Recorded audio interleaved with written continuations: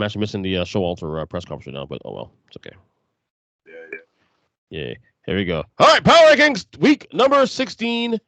Even though there are still, as is recording, 2 more games for week 15 due to COVID, of course. We have 2 Tuesday night games, but we do this podcast. We record these segments Tuesday afternoon for the Wednesday podcast to be put out early, like midnight Wednesday morning. But here, Mikey B, the Squid. What's up? Yo. So, obviously, the only teams that are playing tonight that are going to affect these rankings, that they do affect the rankings by virtue of not being able to play this week so far, from when we're doing this now, is the Rams. The other 3 teams are Seattle, Washington, and Philadelphia. I don't see them getting in the bottom 5 at any point, whether they lose or win tonight, or Seattle get into the bottom 5 or the top 10 anyway. So the Rams are the only team here that really impact these rankings right now by virtue of not playing yet, should I say. But correct. Before we start, I'll take a little detour, 3-minute detour. You started yesterday a marathon. You're going to watch every Royal Rumble from 1988 to 2019, because we're going to do a watch along with 2020, I think, on the podcast at some point next month. Which inspired me to say, you know what? Let me join you on this thing. So I've already watched the first 2, 88 and 89. First off, 88, 89, big difference in camera. Yes. That much clearer. The 88 one, obviously, the very first one was actually on network television on USA, whereas the 89 one was the actual first pay-per-view Royal Rumble in the company's history. You just touched this morning. You said you already watched the first 3. You watched 90 already as well. I just finished 90 about 30 minutes ago, and I turned on 91, and then I was like, I have to go eat and do stuff. Do some stuff, so I've stopped for the time being, but I will probably pick it back up at some point this evening. Right. So I watched 88 and 89 last night. If you follow me on Twitter, you'd notice I was live tweeting the fuck last night of both events of the now for the listeners here who may care about this actually real quick. We're not watching the entire show. We're just watching the Rumble matches. Okay, for the record, we're watching just the matches itself, just the actual Rumble itself. So the one thing that sticks out to me about 88 is that what you see in 88, the first Rumble, is that, and I tweeted this last night on my live tweets of Brigade last night, is that most of the guys in 88 end up being phased out or probably gone in the company by the end of that year. I've always said that 88, 89 was a major transition year for the WWF at the time. Not just at the top, but certainly at the bottom, certainly the mid cards too, especially. Like, correct. By the end of 88, you have Mr. Perfect ready in the company. You have the Brain Busters in the company ready. Junkyard Dog's ready, gone. Ricky Steamboat's gone. A lot of guys in that Rumble, the Killer Bees were gone by late 88. So what you see is guys that end up being phased out on television or just completely. Yeah, the mid card in the late 80s wasn't the strong suit. Right. But I will say it got better. In my opinion, I've always said 89 was one of the most talented rosters they've ever had, top to bottom. Correct. In my opinion, they improved the product actually from 88 to 89, honestly. But you can see the 89, early 89, Rumble 89, like Mr. Perfect, who's not quite Mr. Perfect yet, but you're starting to see the seeds. But you see him there, and you see a couple of guys there. But by the end of that year, 89, of course, it's a pretty solid roster at that point. Absolutely. So, anyway, and you said you ranked it, the first 3. You ranked 89, you went 89 first, 90 second, 88 third. That's accurate. I mean, I watched 90 years, but I remember 90 like it was yesterday, and that definitely right now, based on the snaps of those 3 Rumbles, those are the order, the best Rumbles in those 3. I think 89, honestly, the Rumble is actually underrated because the storytelling was actually fantastic. You have the Mega Powers and tease, which, by the way, that was the last ascension before they broke up 2 weeks later.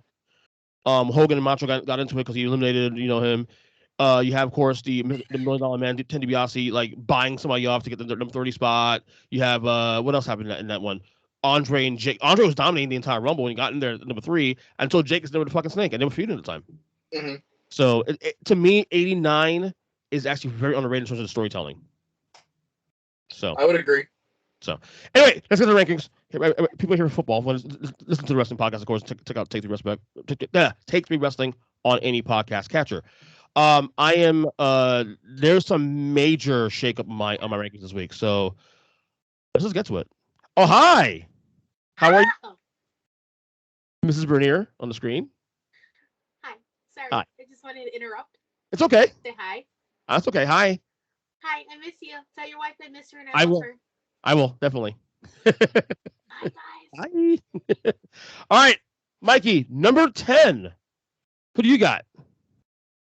At number 10, I have a team that actually lost this week and most times would fall out of my rankings. But I think there's some questions about how they lost. And I don't necessarily blame them for it. I blame their idiotic coaching staff for not kicking field goals. Knew it. Give me the Los Angeles Clippers. I like it. There you go. That was a fun game last week. We actually were recording our podcast right in the middle of it. At the end of that game, that was fun. I don't mind the aggression to some extent, but if you're going for it on fourth down 4 times, at least half those times you should be kicking some field goals. At least half those times. I'll give you that.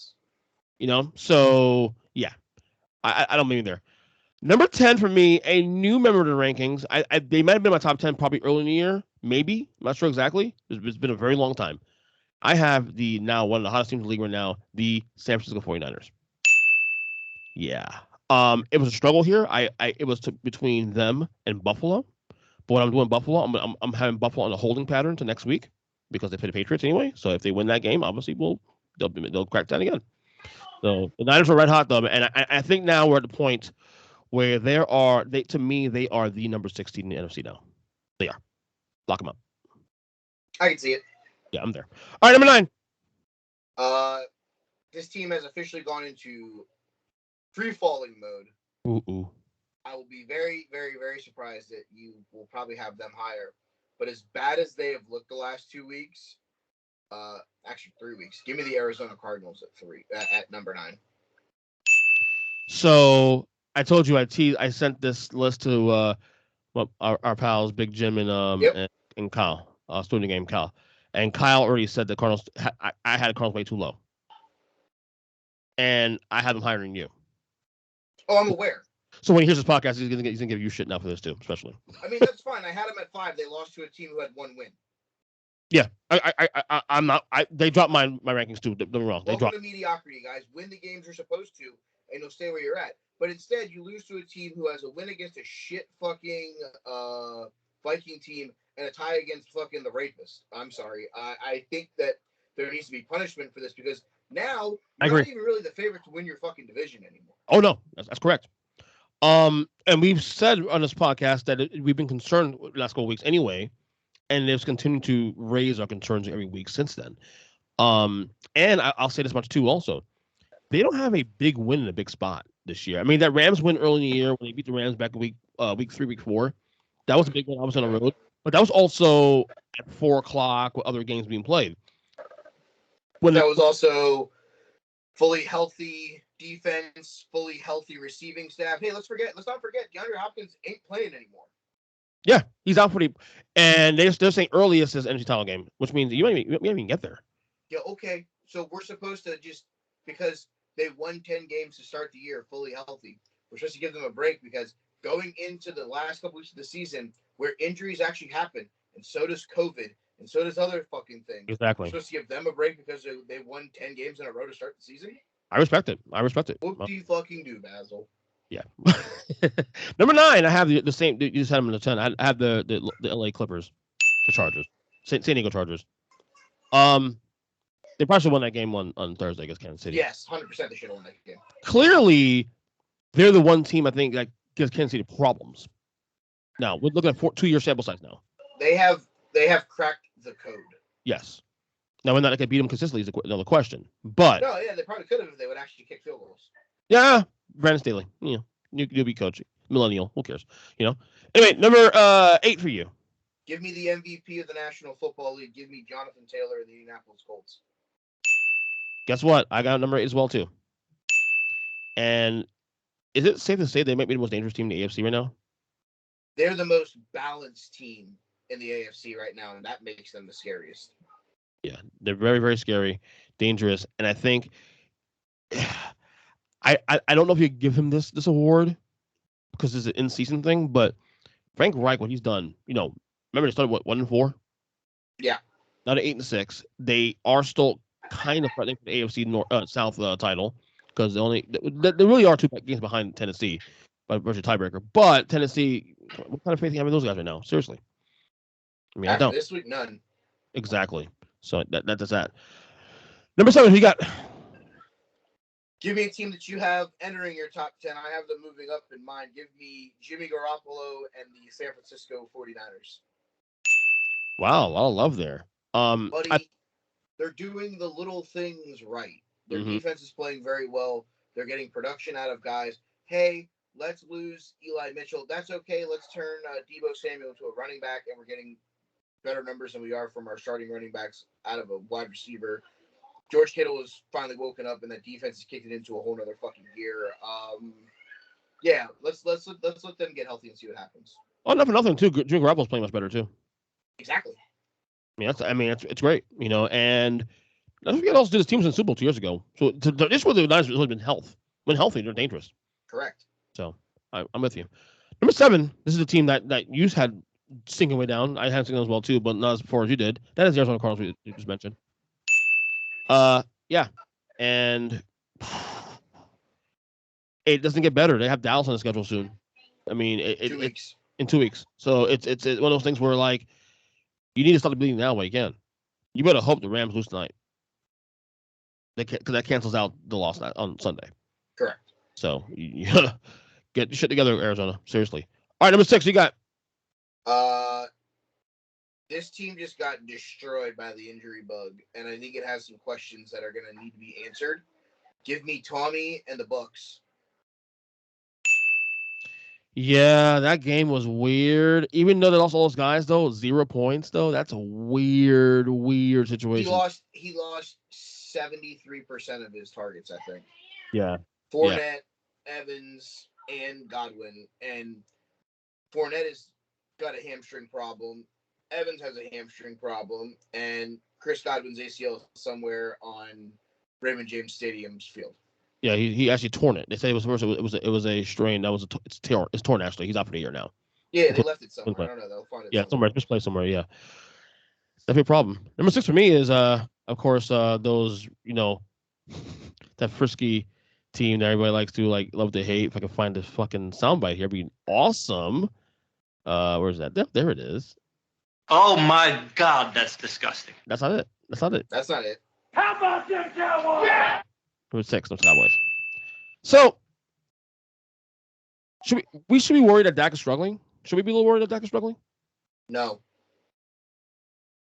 Because they're winning games ugly. And that's it. I agree with you because that's December January football. Correct. In the past, if the Dallas offense did not play well, then they were just fucked. But now the defense is picking up the slack for them too and making plays in the process. And that didn't help that Tony Pollard was hurt, and that kind of threw off their two-headed running system. Yeah. Tony Pollard's really the guy that whenever he's out on the field, he could run it, or they could run play action.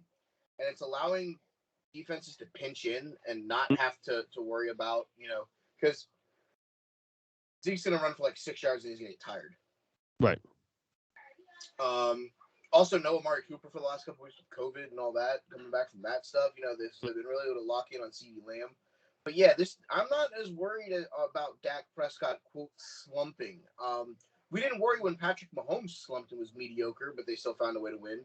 So I'm not really going to do the same here to Dak. It's also, much more fun to make fun of the Cowboys because of who they are. You know what I'm saying? Well, it's because you're also a division rival. Yeah. No, I'm not saying me. I'm saying everybody else. But I get it. Number 5. Mac Jones. Patriots. I also got him there, number 5. So I was at work with you. Yes, we actually streamed together. Streaming poker. And I walked downstairs and I saw the score was 20-0. I heard, oh man, the Colts are dominating the New England Patriots. I looked at the box score, I looked at the drive sheets, I looked at all that stuff. Came back to the guy that told me that when the Patriots scored their first touchdown, I'm like, dominating? Carson Wentz has 17 pass attempts. They have a touchdown on the first drive, a blocked kick for a touchdown, and 2 field goals. If this is dominating, I'd love to see what the fucking Patriots defense could do without fucking giving away points. This is low context, but you present context to people don't know what I'm talking about. It's great. Buddy, I don't care that they lost to Indianapolis. Indianapolis is on a hot streak. New England is still the best fucking defense in football. Without question, not even the conversation. And they came back and almost won the game. They were right back in the game. Here's the thing: if they somehow find a way to clip Jonathan Taylor on that long touchdown run, they probably get the ball back and maybe win the game. So I'm with you. Yeah, no concerns though, right? Going forward for the Pats, it is what it is. My only concern is getting and staying healthy, and maybe getting Mac Jones a little bit more sequence and timing with some of those receivers. Right. Because the run game is as good as it's going to get with those guys. The defense is what's going to get them distance. But in a game down by 20, you can see that Mac was kind of timid at times with some of his throws. Yeah. So you got to get him comfortable if you start trailing to be able to stay active in the vertical passing game, because there were some times where it looked like he was concerned and didn't want to turn the ball over again. Right. So, if you're Bill, I think you have to tell him, hey, no more of this timid shit. Fucking let it roll. Yeah. All right, number 4, you got. How about the Cowboys? Oh, number 4, Cowboys, huh? Everybody in front of them lost, so I'm not going to penalize them for doing their job. How about them Cowboys? Yeah. Yeah. They're doing their job. They're 10-4. And by the way, for the record, if they win out, which is very possible looking at the schedule, they could be the 1 seed in the NFC. With one Green Bay hiccup, yes. Correct. We still got to see if that hiccup that actually just happened. Correct. But yeah, I like it. Dallas is dangerous. I think they're off. Dak has a couple weeks here to turn around though. Correct. Which I have faith he'll take care of business. So for me, it's a team, as we just mentioned a while ago. Injuries and stuff. That's Tampa Bay Buccaneers. They probably should be a little lower, but I'm gonna wait and see. I want to see what Brady can do, who he has left next 2 weeks. But there's some concern, definitely. I think now, for the first time, my whole idea of the Bucs are the most comfortable, not so comfy anymore. I think this is the year Green Bay should do it. They're getting breaks now, so might as well. 4 the Bucs. 3 you got. Give me a team that I don't want anywhere near my top 3, but again, I can't penalize them because they won. I'll take that fucking reject fucking Mahomes and the fucking ass clowns. Jeez, I don't think more. They're winning the games now. They're one of the hottest teams in the league, and number 1 seed in the AFC right now. Yeah, unfortunately, now we get to see his brother do more stupid fucking TikTok dances. Oh yeah, his brother's an idiot. That's the thing. I don't want him to win because I don't want to see his brother be anywhere near the AFC title game or anywhere near the Super Bowl, fucking doing stupid ass fucking dances on shit. Fuck that kid. Yeah, you remember when people gave Aaron Rodgers for this stuff with his family, being like, "This is my family." Aaron Rodgers is a fucking genius. Yes. Mahomes doing the same thing also too. Just saying. 3 for me is the team that has not played this week yet, but that's the LA Rams. They major push up despite. I feel like they could actually win out, and I think that win last week against Arizona might be a starting point for where this team is back to being who they were at the start of the year. Honestly, makes sense. We'll see how tonight goes. Obviously against Seattle, but anyway, who is number 2 or 4 this week? Mikey. Number 2 works for the Los Angeles Rams. We got the same idea here, pretty much. With the Rams, and you've been pretty high on the Rams all the way through, even when they struggled. Buddy, because again, what is the one thing that you need to win in the NFL? Fucking defense. Yeah, that's very true. I mean, number 2. You can go down there and score with anybody in the fucking world you want to, with Higbee and Kupp and Beckham and Van Jefferson and Darrell Henderson and Sony Michel and all that bullshit. Matt Stafford's got weapons, and we see that what fuck Matt Stafford can do with weapons. It's like, oh, okay, cool. This is what Matt Stafford could have been in Detroit if they would have done something when they had fucking Megatron down there. Instead, they decided to waste draft picks on Ziggy Ansah, Ndamukong Suh, some random ass fucking running back from BYU, a Mormon kicker from Providence. I don't know. Fucking goddamn organization. Get them the fuck out of here. Number 2 for me, obviously, this should be no surprise to anybody else. This is one of my 45 teams I root for in a 32-team league. Oh yeah, 45 teams in a 32-team league. Let's go, buddy. Right. That is the Chefs. Look, they ain't number 1 seed in the AFC right now. I mean, they've done their job. I mean, it has been pretty. They probably should have lost last week against the Chargers, but they 100% should have lost to the Chargers. But 10-4 is 10-4, and it is what it is at this point. Are they infallible? No, they can be beaten absolutely in the playoffs. The question is who's going to beat them in the AFC. I don't know. All right, of course, I think we have to say number 1 here, right? Ron Rodgers. Can I ask you a quick? I got him to number 1 as well. Where are you on the 2-point conversion thing with John Harbaugh? Go for it. Thank you. I mean, you don't even want. Everybody else is saying they're critical of him for doing one for it. Buddy, here's the thing. No Lamar Jackson. Every fucking running back you've had on your roster is hurt. You don't have a fucking number 1 wide receiver.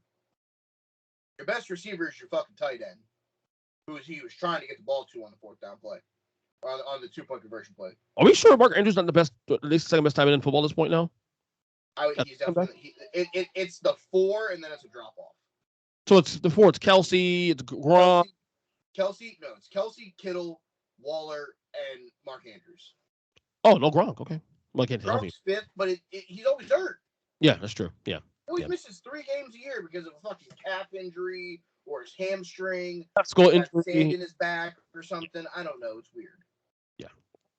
So when I look at the 2-point conversion play, I don't hate it because here's the thing. You're not supposed to be in that game at all. Yeah. You're a 6-point shot to win. Home. You got a shot to win at home with your backup quarterback who just had a career day with the ball in his hands, and you're going to give Aaron Rodgers the fucking ball back? Yeah, that was my point. Either up by 1 and making him score in 22 seconds, or you can kick the extra point, give him all of overtime for him to shove it up your ass, and not even get the ball. Yeah. Yeah. You're trying to win that division. How do you win that division knowing that Cincinnati has already won by winning games? You cannot give Cincinnati, who they played this week, the opportunity to go into that game tied, which they just did because of the situation where they lost. Because here's the thing. If Aaron Rodgers gets the ball back to start overtime, they may never see the ball. I agree. That was my point I made about that. The last couple days. You're not even supposed to be there. Right. Go for the win. I agree. All right. So before we get going, a sad 5. There's a major checkup with my sad 5 this week, so we'll get there in a second. All right. 28-32. Let's go, Mikey. 28 you got. This team's god awful. They looked really bad last night. Give me the Bears. I got them there at 28 as well, too. 29. Jets suck. Me too. The Jets, the 29. 30. Lions. Texans. Yeah. You're the Jaguars. Come on now. The Lions beat a fucking 10-win team. Go fuck yourself. Oh, I'm getting there. 31. Texans. Giants. They're fucking bad. 32. Jaguars. Sunshine is still in the 32, which means the Lions have went all the way up. Yes. That's what I'm saying. They're out of 5. I'm sorry. They won 2 or 3, and they should have beaten Baltimore this year. Would have been a good win. And they look, we're not high on Pittsburgh, but they fucking tied Pittsburgh this year in Pittsburgh. Mm-hmm. Albeit without Ben, but still. So there's some quality competition things there that I actually contemplated them taking them out of mine and putting Carolina in there because Carolina's been awful. That's what's camp. I can't pull the trigger on you guys because at the end of the day, your last couple games you haven't had Daniel Jones. Like you haven't had like offensive pieces. Like your guys' problem isn't necessarily that the team that you're building is bad. It's the fact that none of them are healthy.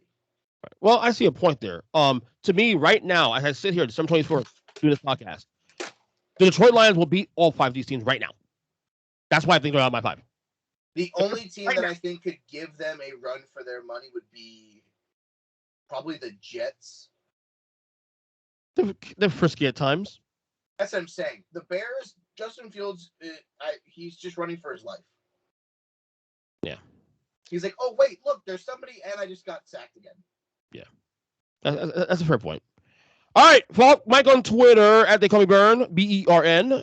We will see you, of course, on Thursday for another episode of the Take Number 3 Wrestling Podcast.